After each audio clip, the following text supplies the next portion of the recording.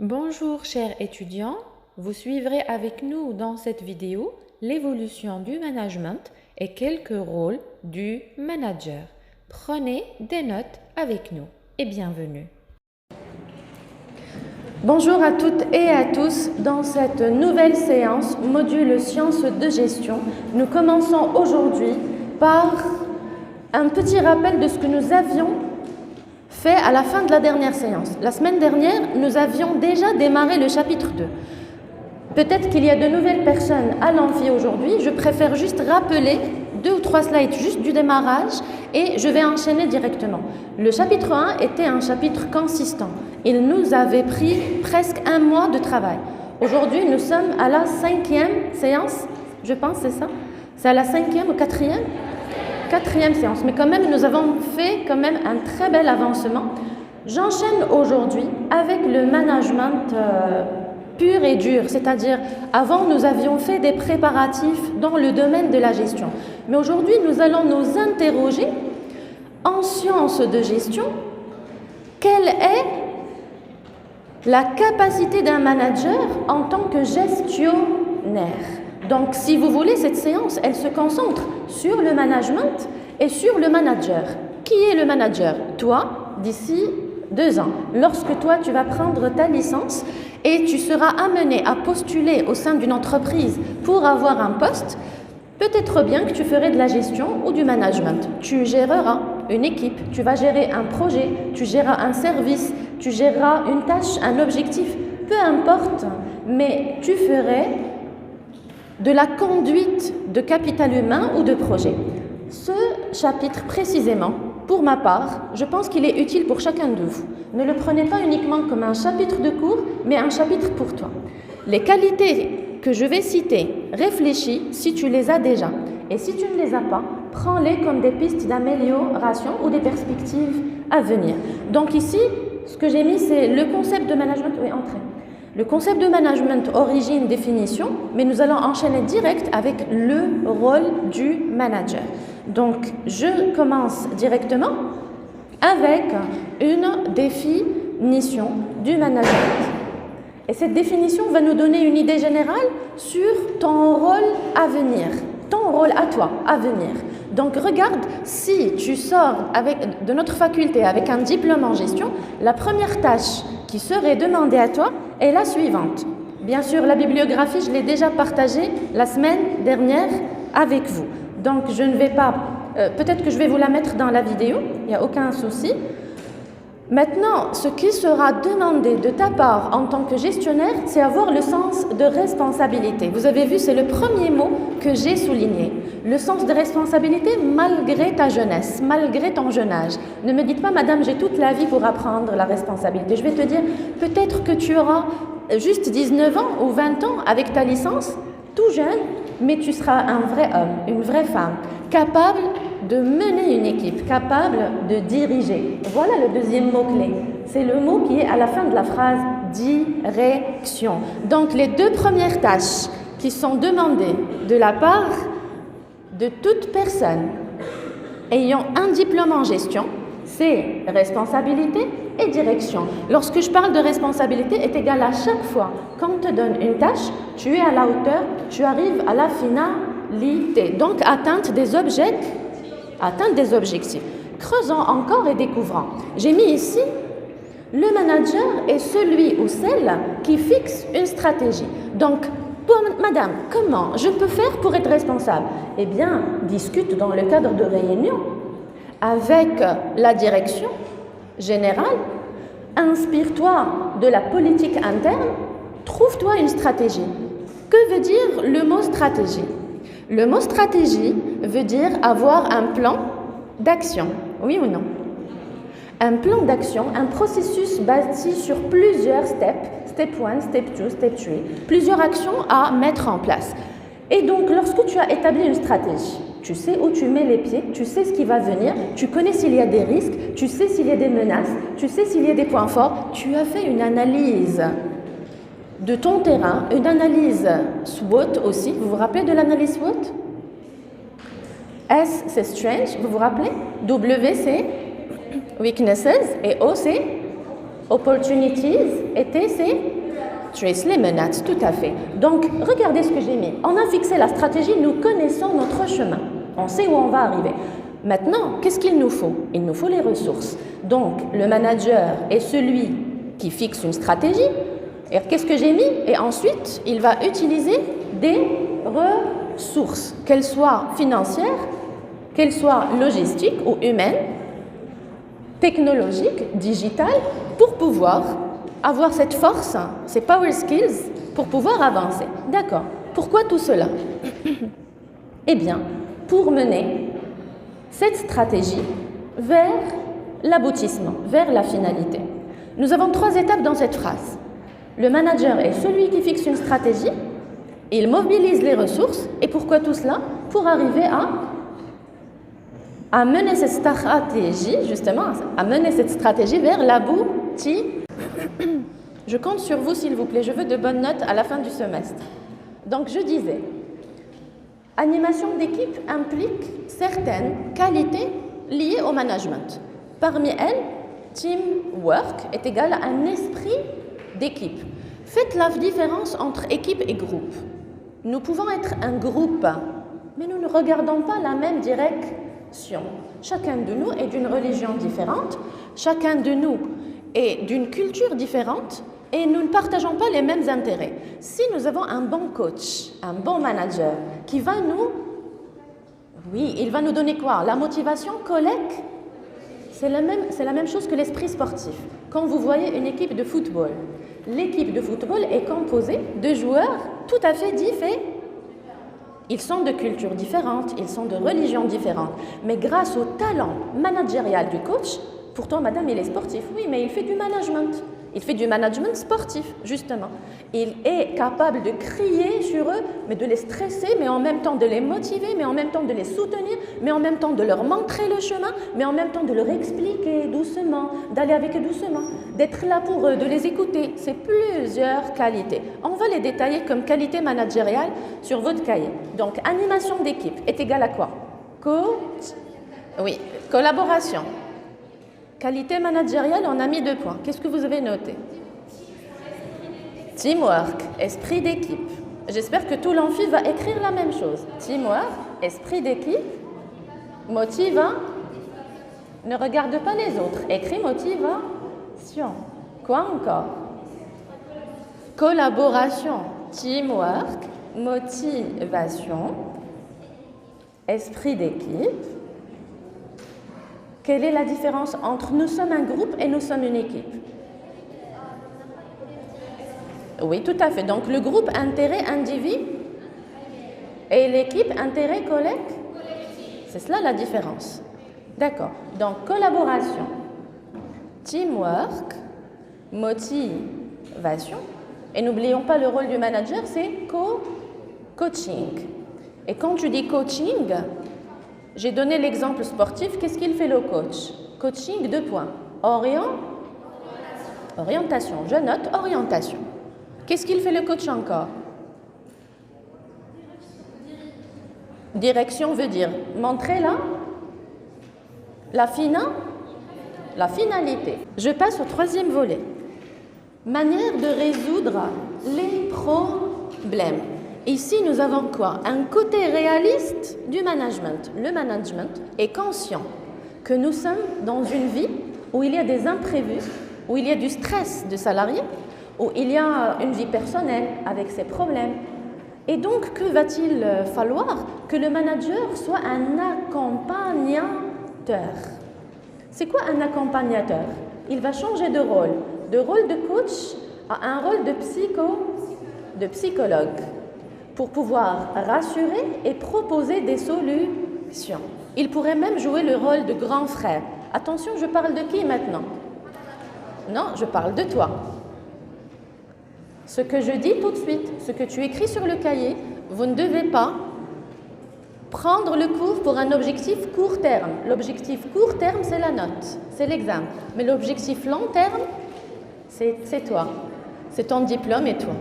Très bien. Regardez ce que nous avions mis comme dernier point, prévoir l'avenir. Donc, il s'agit de la gestion prévisionnelle. tout à fait. Écrivez avec moi gestion prévisionnelle. Donc le manager ne va pas gérer les problèmes actuels, mais il va aussi imaginer les problèmes futurs. Et quand nous parlons de futur, il s'agit de quel type de problème? Les problèmes d'ici 2 ans s'appellent des problèmes à court terme. Les problèmes d'ici 5 ans s'appellent? Non, à moyen terme. Et les problèmes d'ici 10 ans? À long terme. Le bilan de ce slide. Qualité managériale 1, c'est la responsabilité. 2, la direction. 3, fixer une stratégie. 4, mobiliser les ressources que j'ai écrit en jaune. Mobiliser les ressources. 5, mener la stratégie à aboutissement. Là-bas, qu'est-ce qu'on a comme tâche managériale ou comme qualité managériale? Anima. Et dans le mot animation, on a mis énormément de qualités managériales. Parmi elles, collaboration, motivation, esprit d'équipe, orientation, même l'appui psychologique. Si je parle avec vous, chers étudiants, je ne dois pas vous appeler chers étudiants, je dois vous appeler cher cadre de demain ou cher manager. Donc, cher manager de demain, que vas-tu faire comme tâche? Tu vas conduire, nous l'avons compris. On conduit comme un pilote conduit, comme un chef d'équipe conduit. Même dans la culture animale, les animaux, nous avons trouvé, par exemple, un renard qui est au bout de la file, suivi de plusieurs. Et nous avons un renard aussi très fort, ou un loup-garou qui est vers la fin. Le premier oriente vers le chemin. Les autres suivent et font confiance au leader. Et celui qui est vers la fin surveille et protège. C'est la même culture chez les éléphants. Dans toute la culture animale, nous retrouvons du management, de la très bonne gestion, de l'organisation. Même si nous réfléchissons à la niche d'abeilles. Vous connaissez la petite niche d'abeilles? Les abeilles. Les abeilles qui font le miel, elles ont une petite niche. C'est magnifiquement organisé, de la reine jusqu'aux ouvrières. Ils font du management. Donc, qu'est-ce que nous avons? Quel verbe nous intéresse? Conduire, diriger. Manier est égal à manipulation. Tout à fait, manipulation. S'il y a des soucis ou des problèmes, le manager va essayer de les régler. Donc, il doit disposer de ressources possibles, de ressources suffisantes pour pouvoir les régler. Donc, on va essayer de s'adapter à un environnement perturbé, qui change tout le temps.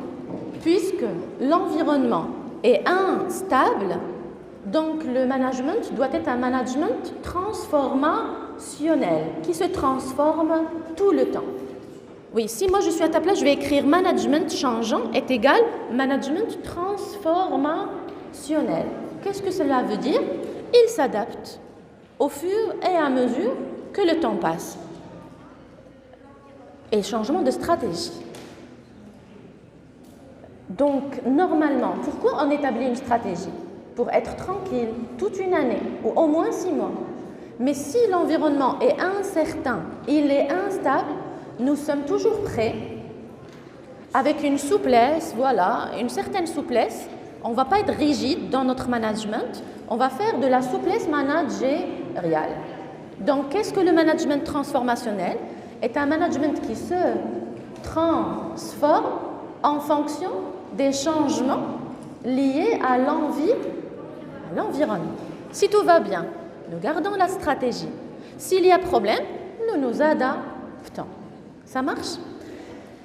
Alors, McNamara était une référence que j'avais déjà citée, qui a souligné que le management, ça reprend la phrase que nous venons de citer, est une adaptation permanente au changement. C'est-à-dire, toi, manager, tu viens lundi matin. On ne parle pas de pessimisme, mais on parle de gestion. Tu es prêt à tout ce qui peut se passer cette journée-là. Et bien sûr, tu as déjà fait de la gestion de risque. Si tu fais de la gestion de risque, même si un problème est là, tu as déjà des solutions qui sont prêtes parce que tu as imaginé le problème en avance et tu lui as préparé les solutions en avance. C'est magnifique. Le manager, comme le toyotisme, on l'avait déjà expliqué, c'est 0 dégâts et 0 risque. Et de cela va découler 3 aspects. Si nous voulons synthétiser avec 3 mots-clés ou 3 concepts, si on veut retenir que vraiment 3 mots-clés, nous pourrions dire que le management, eh bien, c'est de la gestion. Gestion de quoi?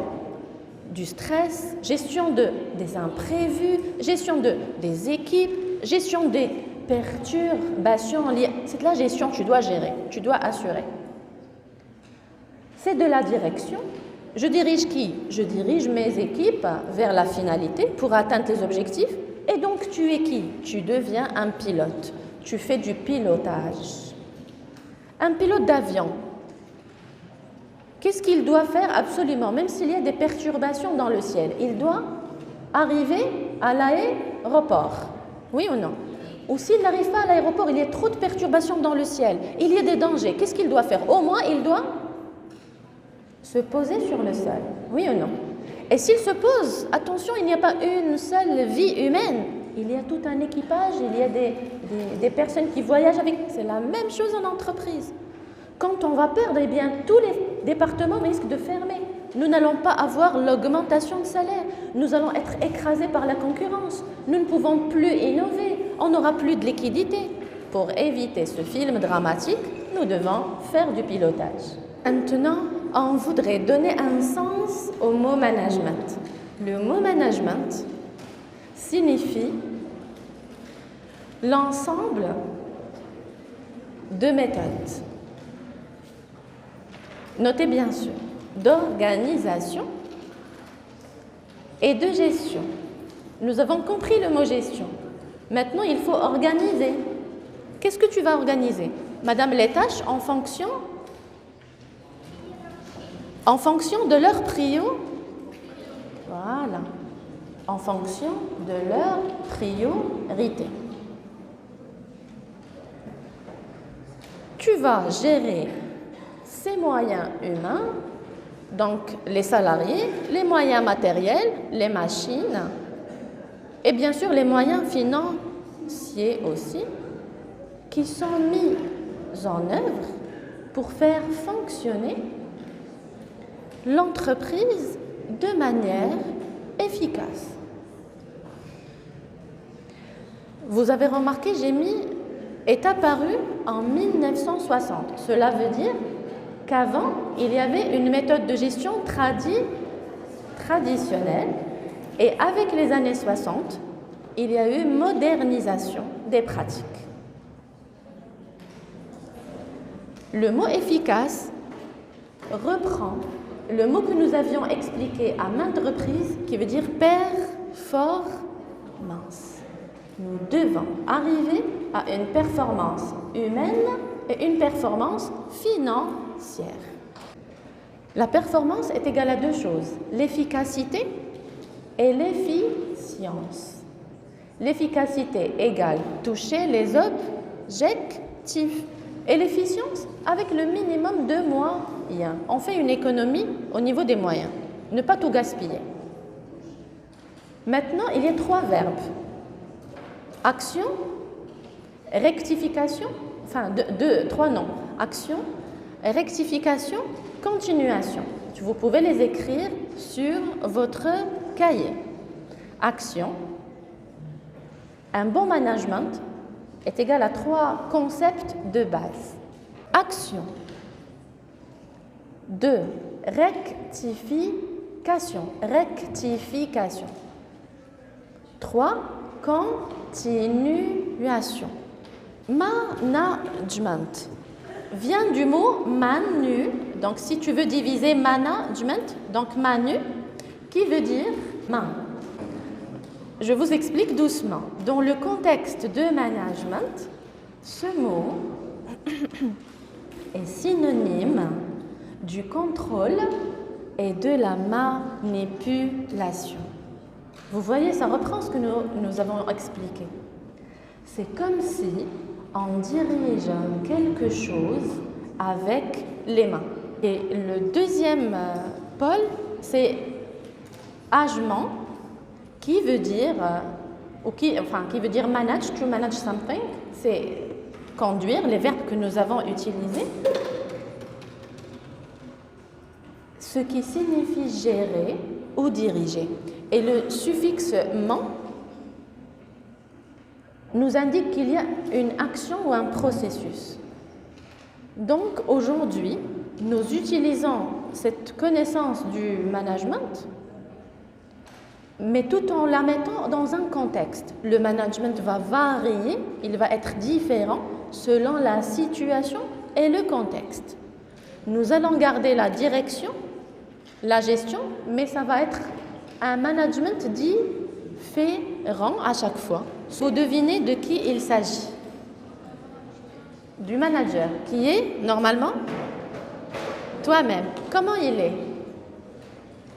Est-ce qu'il fait peur? Est-ce qu'il est violent? Est-ce qu'il montre de l'agressivité? Donc, il est positif. Donc toi, en tant que manager, tu devras être, oui, souris, même dans les pires situations. Et donc, ce n'est pas facile puisque tout évolue. Même l'esprit des personnes avec qui tu vas travailler change. Hier, M. Karim avait le moral, aujourd'hui, il est démoralisé. Demain, peut-être il a perdu quelqu'un de la famille, il ne sera pas opérationnel. Il faut faire avec ce changement même émotionnel. Et donc, puisque rien ne reste à sa place, tout change. La notion statique n'existe pas vraiment. Rien ne reste stagnant. Tout évolue. Donc, ton style, toi aussi, doit évoluer.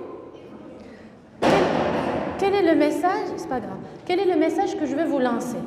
Que si tu veux être un manager efficace, tu ne dois pas avoir un seul management.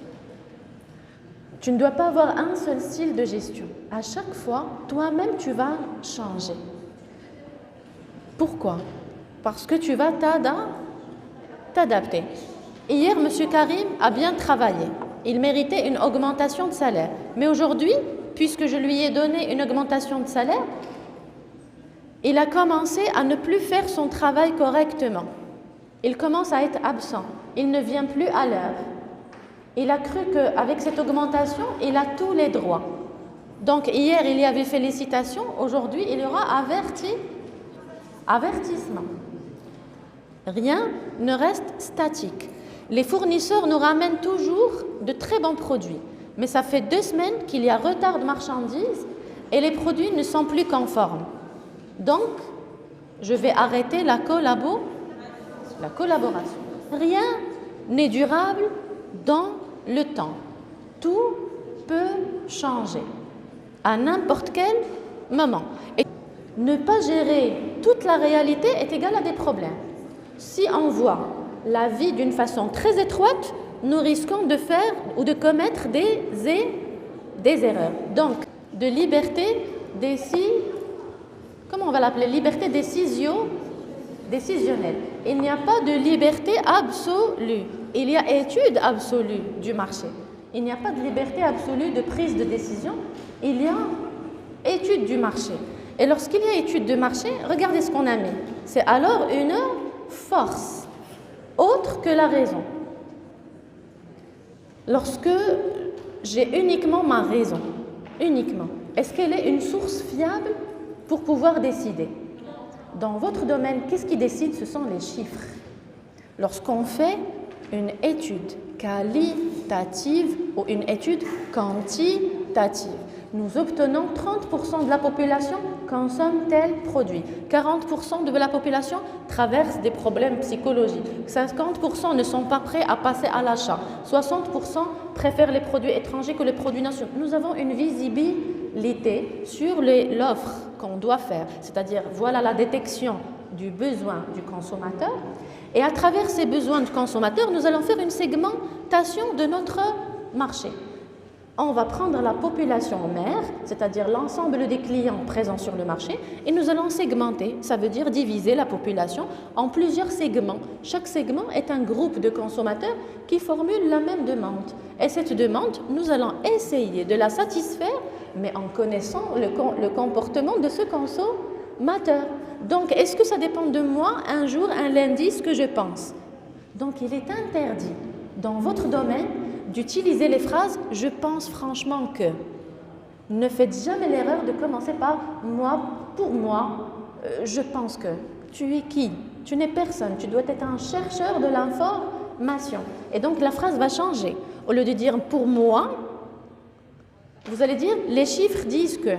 Les chiffres nous montrent que.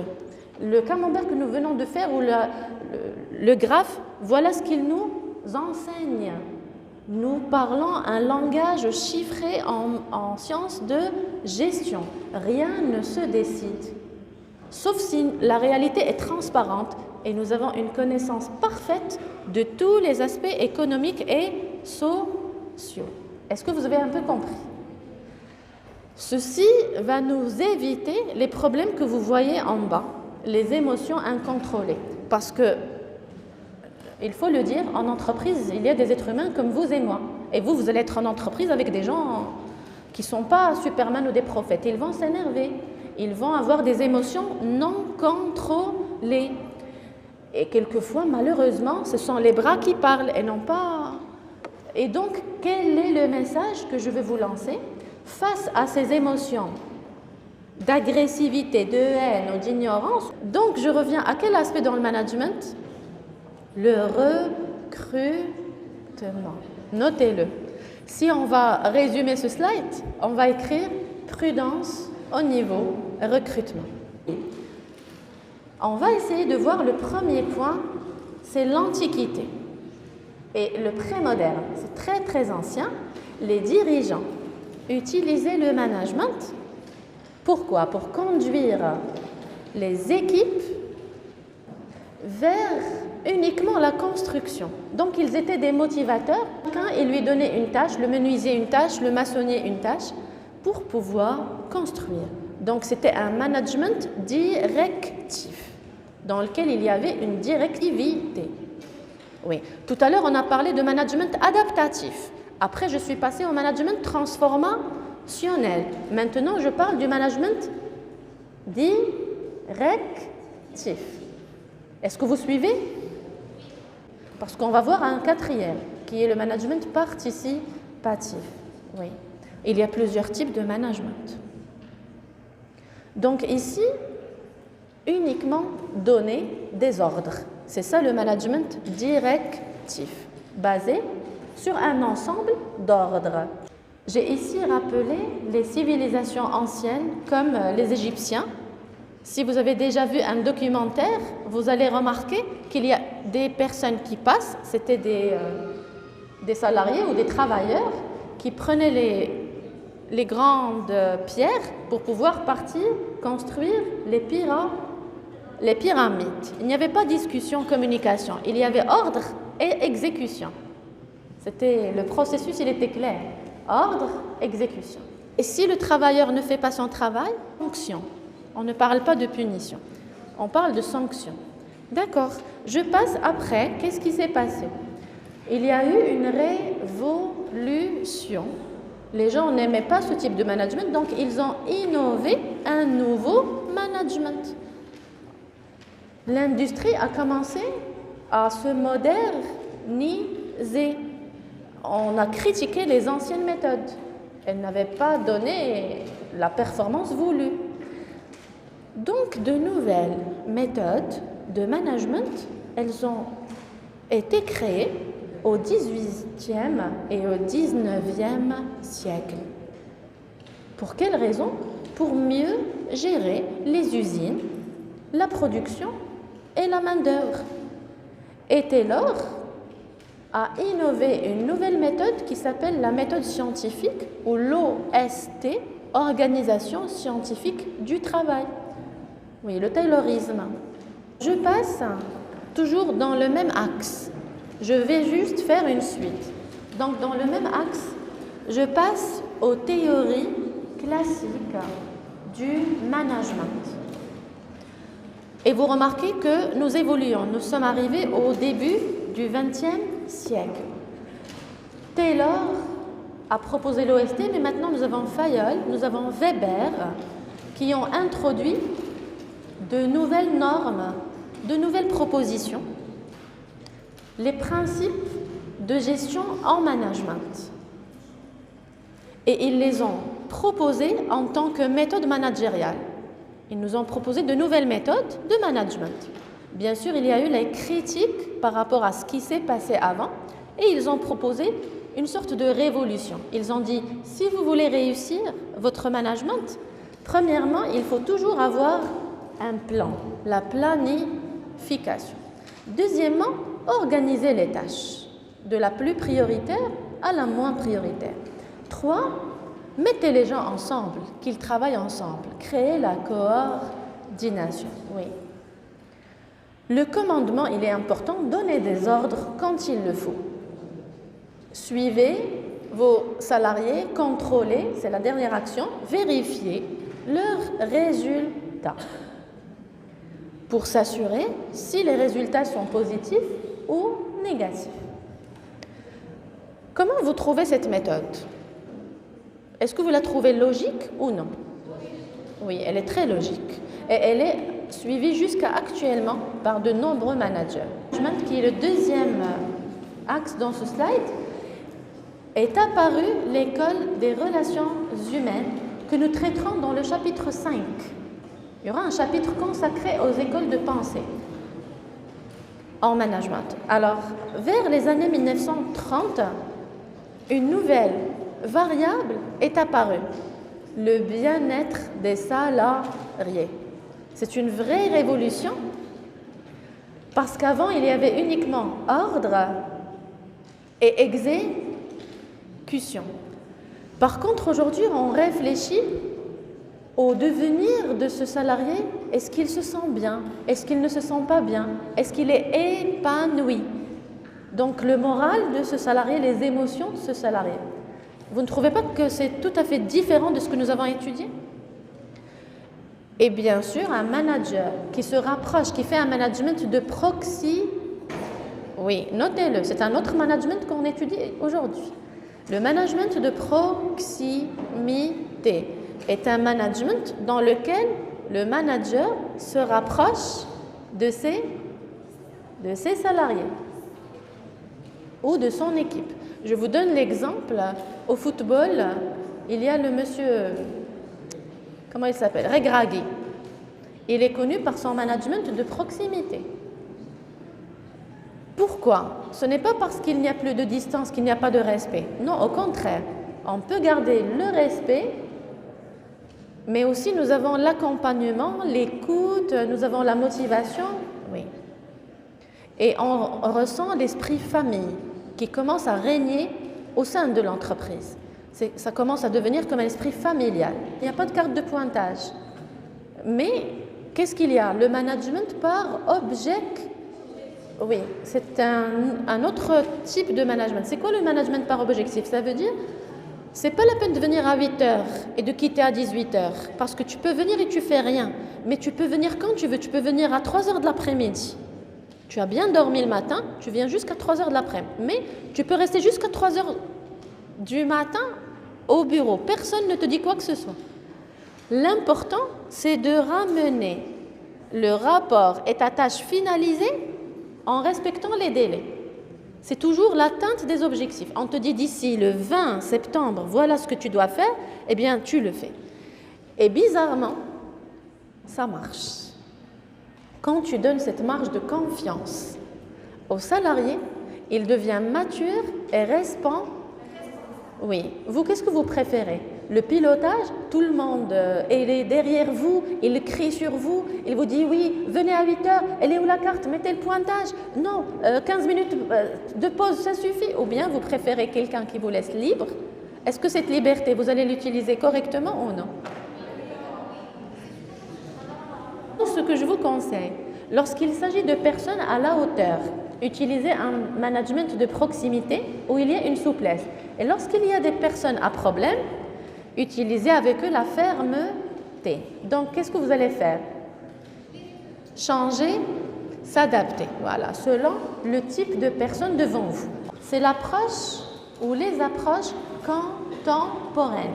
Le management a évolué. Avec les années 50, a émergé une nouvelle donnée.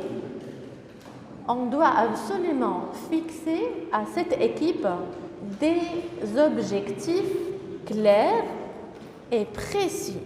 Ici, on met en valeur la précision et la clarté des objectifs. Mais attention, ces objectifs doivent être mesurables. On doit les mesurer. Donc, il y a eu les indicateurs de mesure de la performance. Donc, 1, c'est les objectifs précis et mesurables. 2, c'est la théorie des systèmes. C'est quoi le système? On imagine que l'entreprise, elle est dans un marché. Donc, le marché, il est comme un cercle dans lequel il y a plusieurs entreprises qui doivent avoir des relations, des partenariats, des alliances. Donc, il y a la prise en considération de la macroéconomie, l'ensemble des relations externes, mais il y a la prise en considération de ce qui se passe à l'intérieur aussi. Oui, il y a même un petit système de fonctionnement à l'intérieur. Donc, tous les services doivent se connaître, ils doivent se rencontrer dans les réunions, discuter. Il faut la transparence. À l'intérieur de l'entreprise, au lieu que le service financier ne sait absolument pas ce qui se passe dans l'autre service, on rassemble tous les services et on ramène les chefs de département. Ils assistent à la même réunion. Et il y a la transparence et la présentation de l'état d'avancement de chaque service. Donc, le marketeur, s'il veut lancer un produit, il est au courant du budget. Il va s'adapter au budget. Service relations extérieures, il va présenter aussi son état d'avancement. Il n'y aura aucune prise de décision, sauf si nous assistons à l'ensemble des présentations. Et bien sûr, nous sommes à la veille du bilan de fin d'année, ce qui suppose aussi la transparence. Est-ce que je peux passer? D'accord. Alors, maintenant, nous passons à la continuation, bien sûr. Nous sommes toujours dans la continuation, mais au management stratégique. Et ce management stratégique, dans les années 60, 70, on ne parle plus d'objectifs précis et clairs, mais il doit voir l'avenir. C'est un objectif à long terme. Donc, on analyse l'environnement, on analyse la concurrence, on voit ceux qui ont de la force, ceux qui peuvent être des menaces, et on essaye de repérer est-ce qu'il y a un avantage concurrentiel. Est-ce qu'il y a un avantage concurrentiel? Cela veut dire, est-ce qu'il y a une possibilité de gagner plus d'argent avec une option ou avec un nouveau produit ou avec un nouveau segment de la clientèle? On ne s'intéressait pas aux enfants dans notre production. Peut-être qu'on va les prendre comme un segment intéressant. En tout cas, il y a des approches commerciales et des approches stratégiques. On peut noter sur votre cahier. Je vous attends et on va noter sur vos cahiers quelques éléments. Le management participatif est un management qui consiste à impliquer l'ensemble des collaborateurs dans la vie de l'entreprise, que ça soit à l'échelle de la prise de décision ou par rapport aux tâches quotidiennes. Mettez en parenthèse, quand je parle de tâches quotidiennes, ça veut dire résolution de problèmes quotidiens. N'attends pas que je vienne pour attendre une solution. Trouve la solution toi-même. Donc, c'est quel management? C'est un management d'innovation. Notez-le. On invite les salariés à être innovateurs. Notez-le. C'est un management d'innovation. Attention, tout ce que j'ai fait ce matin peut se transformer en question. Je peux vous écrire, imaginons, le management transformationnel, axe 100 attention sur, et je vous donne 4 propositions, ou bien le management d'innovation se concentre sur 2 points. Et je vous donne 4 phrases et tu dois cocher la bonne phrase. Si tu as suivi doucement mes phrases, mes explications, mes exemples, tu commences à distinguer chaque type de management. Donc la réponse sera très facile pour toi. Le management moderne. Bien sûr, ici, j'ai mis plusieurs types de management qui peuvent tous être considérés comme management moderne.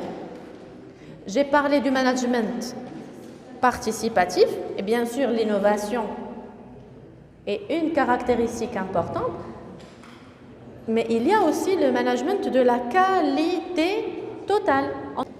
C'est pour ça que vous remarquez qu'il y a même le service après-vente pour que le client soit satisfait même après l'achat. Je peux? D'accord, notez avec moi. Le management par la qualité totale, MQT, le MQT, management par la qualité totale. Et vous mettez 2 points. Et une approche, le mot approche veut dire méthode, style de management. Le mot approche, si tu vois approche à l'examen, approche veut dire un style de management ou bien une méthode. Et une approche de gestion organisationnelle est une approche de gestion organisationnelle qui se concentre sur la production,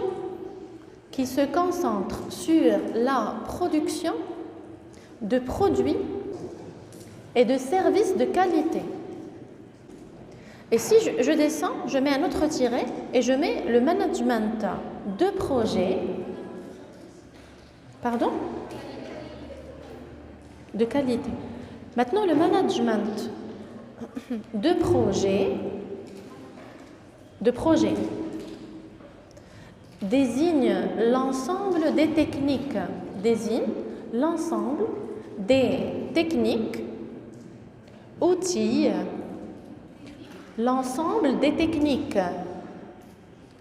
outils, méthodes mises en œuvre pour planifier et exécuter. Planifier et exécuter des tâches et des actions,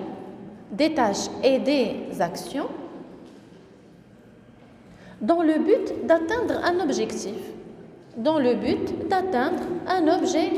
C'est quoi cet objectif? Entre parenthèses, la conception d'un produit. Les tâches et les actions afin d'atteindre un objectif. C'était les 2 points qui m'intéressaient. Alors, si on veut synthétiser, si on veut faire une synthèse, qu'est-ce qu'on a vu ce matin? On a vu l'histoire du management. D'accord. Quelle est sa caractéristique? Qu'est-ce qui caractérise ce management ou l'histoire du management? Quelle est la spécificité? Vous allez me dire, madame, le management a évolué par des étapes. D'accord. Il a évolué à travers le temps. Il est marqué par quoi? L'ADA constante. Ça veut dire quoi constante? Continue. L'adaptation constante à quoi? Aux évolutions. Ça veut dire au changement, au transfert, que ce soit à l'échelle économique ou à l'échelle technologique ou sociale. D'accord. Et si on veut avoir finalement quel type de management, parce que nous avons vu plusieurs types de management, alors le conseil, puisque nous faisons ces synthèses, c'est faire un SWOT et un PESTEL. C'est quoi SWOT et PESTEL? Ce sont 2 méthodes pour connaître le marché, pour connaître ses forces et pour connaître ses faiblesses. D'accord? Ça s'appelle diagnostic du manager. Il doit faire un diagnostic pour mieux connaître ce qui se passe. J'ai déjà expliqué les 2. Vous voulez que je répète? Pas la peine. Je l'ai répété à maintes reprises. C'est quoi SWOT? PESTEL? c'est la même analyse, mais chaque lettre veut dire quelque chose. Le P, non. Le E, c'est économique. Il faut voir l'environnement économique. Et le S, c'est l'environnement social. Et le T, c'est l'environnement technologique. Et le E, c'est l'environnement écologique. La nature, elle peut être un danger. L'environnement écologique. Et le L, l'environnement légal. C'est tout ce qui est droit, constitution, est-ce que ce produit est interdit par la loi. Et le P, c'est clair, l'environnement politique. Cela suppose que je ne prends pas des décisions à la légère. Je ne prends pas des décisions de ma petite tête, mais je fais des études marché. Études marché. D'accord, je peux passer? D'accord. Je reviens?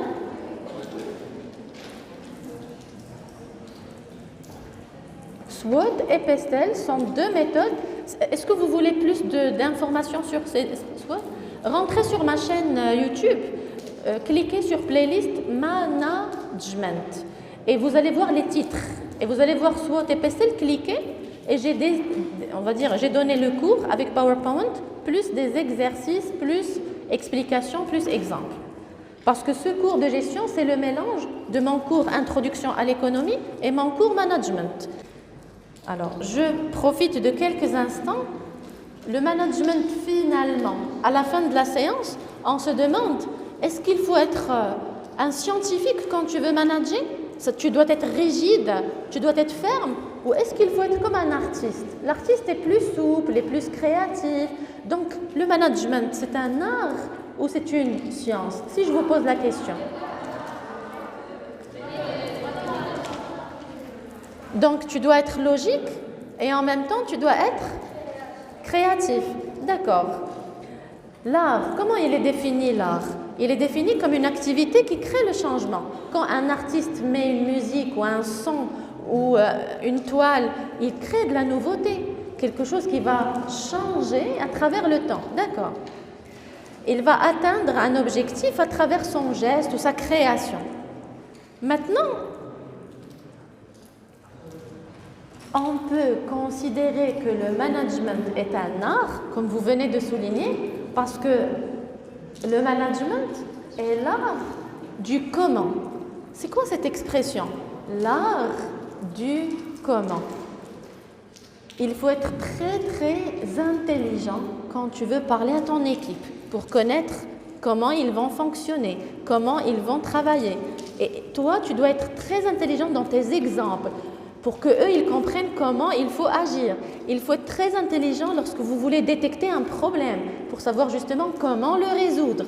Donc, oui, mais lorsque moi, je suis très logique, très ferme, je dis non, cette personne a commis une erreur, il faut la remplacer. Ou ce produit ne fonctionne pas. La rigidité n'est pas une bonne méthode. Toujours. Elle est une bonne méthode quelquefois. Je suis d'accord avec toute la classe. C'est pour cette raison cette approche managériale, elle peut être un art, puisqu'elle recherche, voilà l'explication, elle recherche l'art du comment. Alors, est-ce que c'est une science? Puisque nous venons à la fin de la séance pour réfléchir autour de la nature de ce management que je dois utiliser. Est-ce que le management est une science? Oui, parce que le management cherche à comprendre pourquoi. Pourquoi telle et telle entreprise a gagné plus d'argent? Pourquoi tel et tel marché devient dangereux? Pourquoi tel et tel salarié ne présente pas les résultats attendus?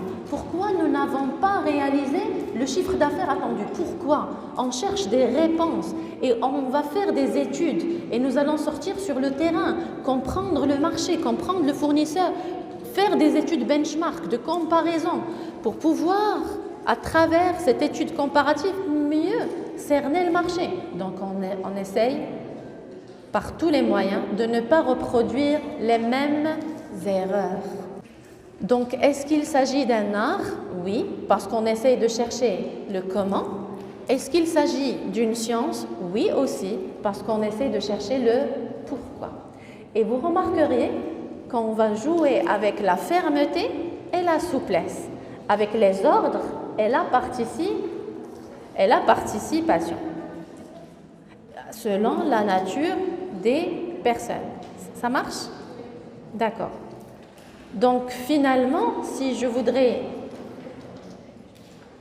vous dire le mot de la fin, le management utilise des connaissances, oui, mais ces connaissances doivent être validées à travers des analyses statistiques. Et si nous parlons d'études sur le terrain, c'est ce que j'ai mis en bleu, la validation empirique, les études empiriques. L'étude empirique, ça veut dire étude terrain.